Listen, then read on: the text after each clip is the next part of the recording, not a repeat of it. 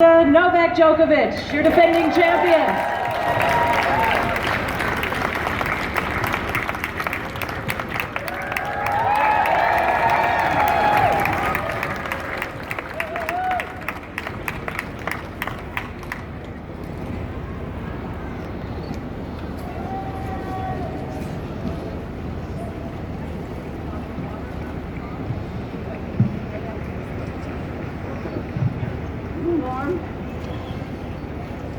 Thank you both for joining us. A little warm, we won't keep you too long. But Naomi, welcome to the tradition that is the draw and unveil at the US Open and the honor of defending champion.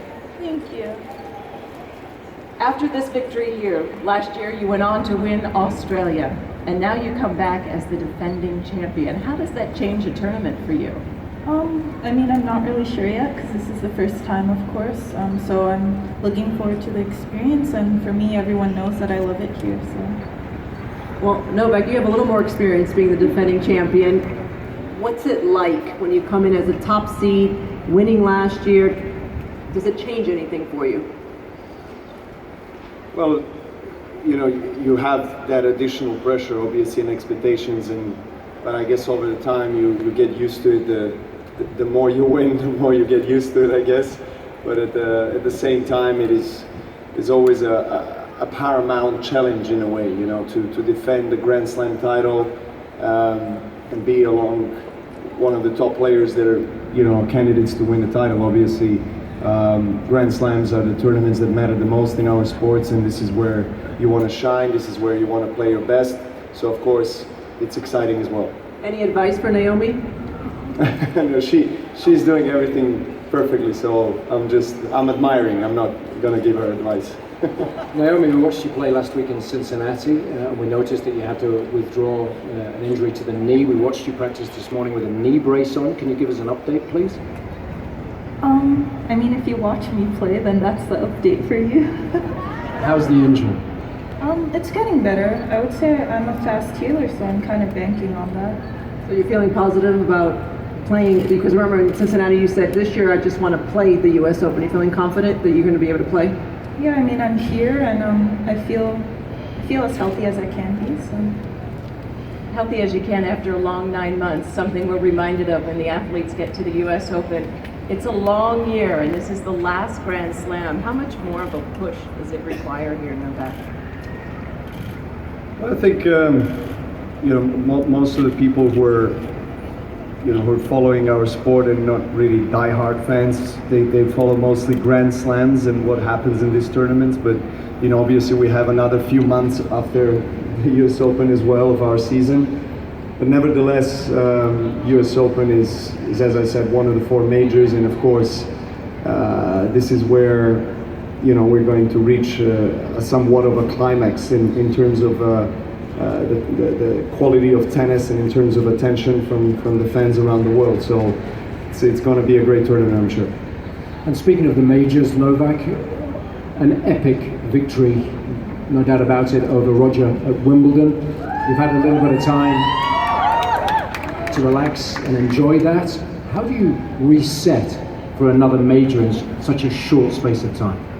Well, we talked about experience a little while ago. I think understanding what the situation is and kind of using the previous experience helps prepare yourself and I guess approach any next, so to say, milestone that you have in terms of achievement. And when you achieve it, actually you know what to do next, so you can reset, refresh, and then get ready for the continuation of the season in your career. I've been very fortunate to be in this particular situation many times in my career, so that helps. But obviously the finals against Roger in Wimbledon was probably top 2 most exciting, toughest matches I was ever part of. And it took me some time really to reflect on everything, spend quality time with my family, relax, and then of course get back on track.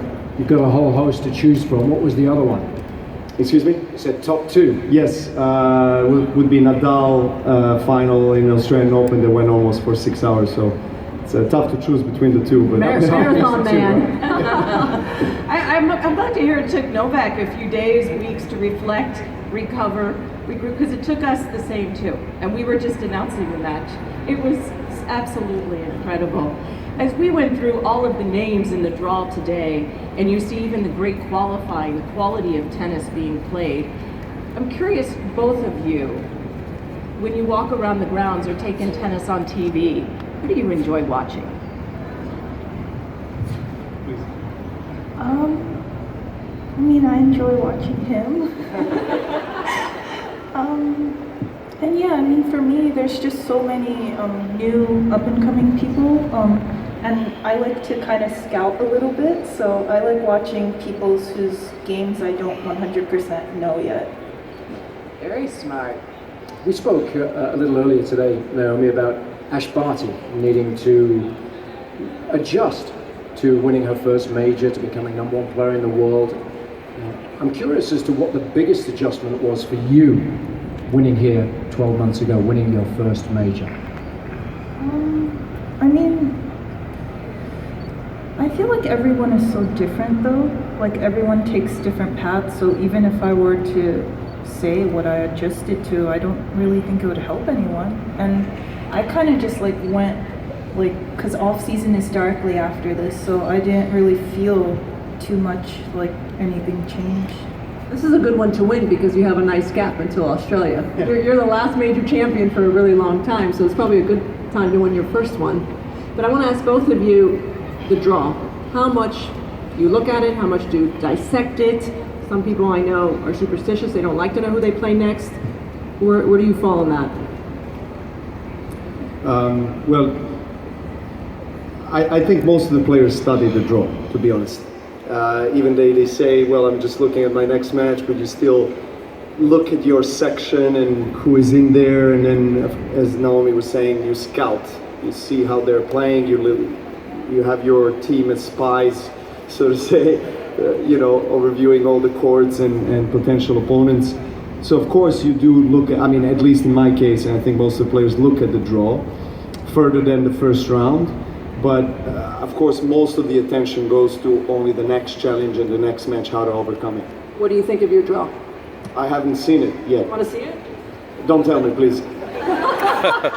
You can start studying. I'm gonna study when I go backstage, please. Okay. I need my alone time. Okay, Naomi, what about you?